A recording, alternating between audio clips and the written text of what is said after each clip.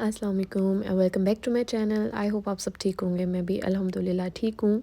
यहाँ हम लोग जा रहे हैं मेरी खाला सास को विज़िट करने जो फ्रैंकफर्ट में रहती हैं, और ये वाला प्लान जो है हमारा काफ़ी देर से पोस्टपोन होता जा रहा था, और इस बार हम लोगों ने कहा था कि इब्साम की जब भी छुट्टी होगी इस बार हमने लाजमी जाना है।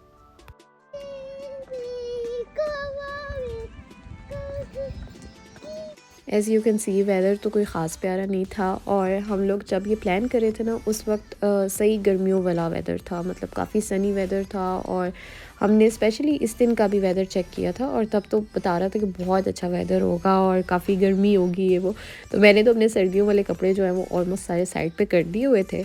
और जिस दिन का हमारा फिर प्लान था उस दिन तो मतलब नॉर्मल डेज से भी ज़्यादा ख़राब वेदर था। मतलब इतनी बारिश हो रही थी, इतनी ठंड थी। बट हमने कहा चलो हमने तो घर के अंदर ही जाना है, तो इस वजह से फिर हम लोग तैयार श्यार होके निकले। उसके बाद फिर हमने पहले गुल खाला को पिक किया क्योंकि उन्होंने भी हमारे साथ जाना था। तो ये हमारे लिए अराउंड 1 आवर की ड्राइव होती है। तो उस दिन तो ज़्यादा लंबा हमें सफ़र पड़ा है क्योंकि ट्रैफिक जैम था, उसमें हम फंसे हुए थे। तो इज़ना भी फिर तंग आ गई, वो कहती है मैंने अब सीट में भी नहीं बैठना।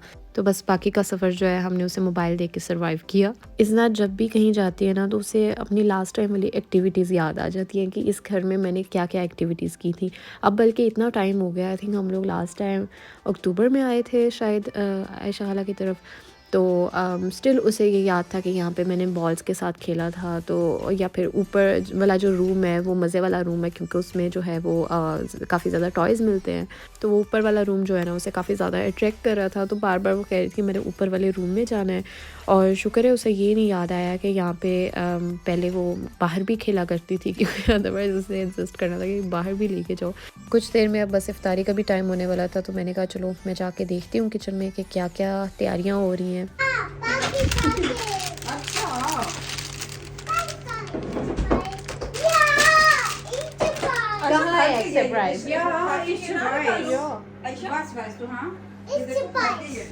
इफ्तार प्रिपरेशंस देख के इज़ना तो रोज़ेदारों से भी ज़्यादा एक्साइटेड हो रही थी, और उसे क्योंकि अपने एग सरप्राइज़ जो नज़र आ गए।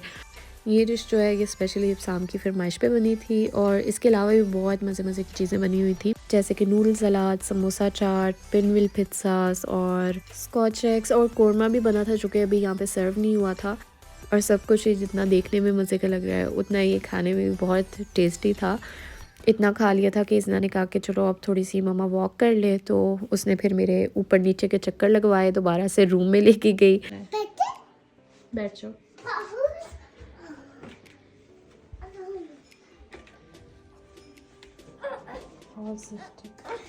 तो बैठ जाओ।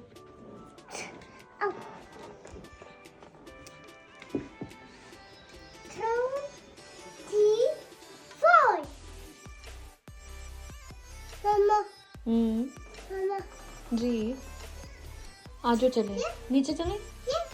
क्या ये नहीं लिखते। सो फाइनली यहाँ पे मैं कामयाब हो गई थी, और इज़ना समहाउ मेरे साथ नीचे जाने के लिए मान गई थी। और अब वैसे भी चाय मिलने वाली थी, और चाय के साथ तो ऐसा कोई कॉम्प्रोमाइज़ नहीं चल सकता क्योंकि चाय अगर ठंडी हो गई तो उसका मज़ा नहीं आता। मैं अपनी विन अभी थोड़ी बहुत सेलिब्रेट कर ही रही थी, तो इज़ना ने अपना माइंड चेंज कर लिया और कहती कि नहीं मैंने दोबारा से जो है वो ऊपर जाना है। मैं फिर चली गई चाय के पास, और शाम को भेजा इज़ना के पास कि इज़ना को किसी तरह नीचे लेके आए।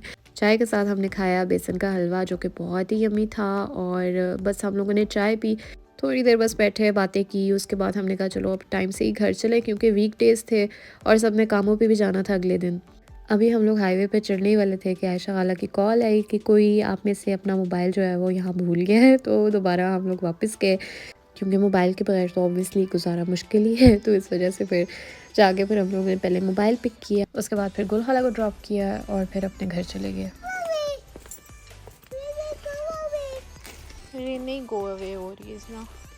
आगे के डेज़ में भी वेदर कुछ इसी तरह का था, जिस वजह से हमने ज़्यादातर टाइम जो है वो घर पे ही स्पेंड किया। और वैसे भी अब काफ़ी ज़्यादा घर पे भी काम थे क्योंकि मैंने जाना है मामा की तरफ, और उसके लिए मुझे काफ़ी ज़्यादा पैकिंग करनी थी। और ये वाला काम मुझे इस बार इतना मुश्किल लगा क्योंकि वेदर जैसे अचानक से चेंज हो जाता है, तो कोई समझ नहीं आ रही थी कि सर्दियों वाले कपड़े रखने हैं कि गर्मियों वाले कपड़े रखने हैं। और इस बार क्योंकि मेरा स्टे भी थोड़ा सा ज़्यादा लंबा होना है, तो मैंने क्या किया, मैं अपनी ऑलमोस्ट पूरी जो वार्डरोब है ना सॉरी हाफ़ वार्डरोब ले आई साथ। और जिस दिन मैंने मामा की तरफ जाना था उसी दिन जो है मस्जिद में इफ्तारी थी, तो मेरी दोस्तों ने भी वहाँ जाना था, तो मैंने सोचा कि एक तो वैसे ही आगे भी इफ्तारियाँ आनी है तो उस पे मैंने होना नहीं है, तो ये जो एक इफ्तारी है ये मैं अटेंड करके जाऊँगी।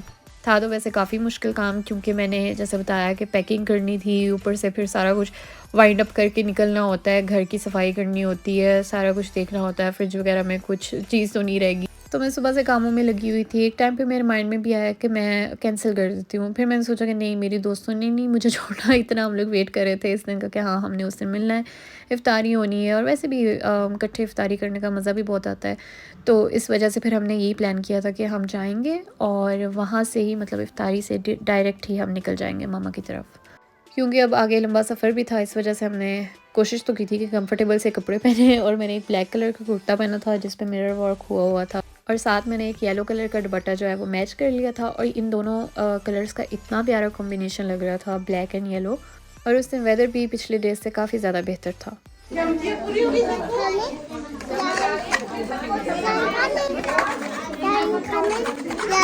अच्छा, देती हूँ, इतना देती हूँ।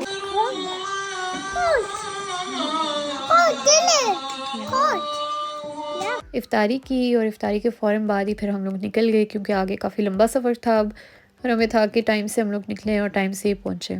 सो फाइनली 2.5 आवर्स की ड्राइव के बाद हम यहाँ पहुँच गए हैं, और इसना काफ़ी एक्साइटेड हो रही थी सबको देख के। सो हमारी फरमाइश के मुताबिक यहाँ पे मामा ने इतनी मज़े की बिरयानी बनाई है, क्योंकि अनुषा भी मामा की तरफ आई हुई है, तो हम लोग काफ़ी लेट सोने गए थे। उसके नेक्स्ट डे अनुषा के हस्बैंड ने आना था, अनुषा को सरप्राइज़ देना था, जो कि सब घर वालों को पता था अनुषा के अलावा। अनुषा को सरप्राइज़ में अपने हस्बैंड के अलावा ये प्यारा सा बुके भी मिला था, और इज़ना के लिए भी इतने ज़्यादा टॉयज़ लेके आए थे उसके आमिर मामू। वैसे अगर इस तरह के सरप्राइज़ेस जो है ना वो किसी दूसरे बंदे को पता चल जाए, और उससे कहा जाए कि तीसरे बंदे से जो है वो ये बात छुपानी है, तो इतना मुश्किल काम है। ऊपर से रमज़ान में बंदा झूठ भी नहीं बोल सकता, आगे से कोई इस तरह का क्वेश्चन आ जाए ट्रिकी सा, तो फिर बंदा फंस जाता है कि अब इसका आगे से क्या जवाब देना है।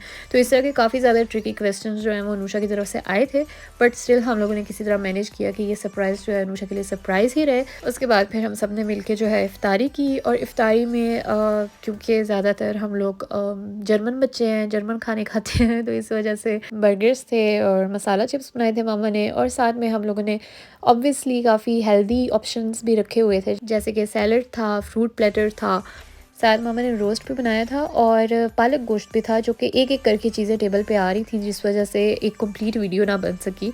सो ये था मेरा आज का व्लॉग। आपको मेरा आज का व्लॉग कैसा लगा मुझे कमेंट बॉक्स में ज़रूर बताइएगा। लाइक एंड शेयर करना ना भूलें। अगर आप मेरे चैनल पे नए हैं तो सब्सक्राइब भी लाजमी करें, और बेल आइकन भी ज़रूर प्रेस करें। Thank you for watching. अल्लाह हाफिज़।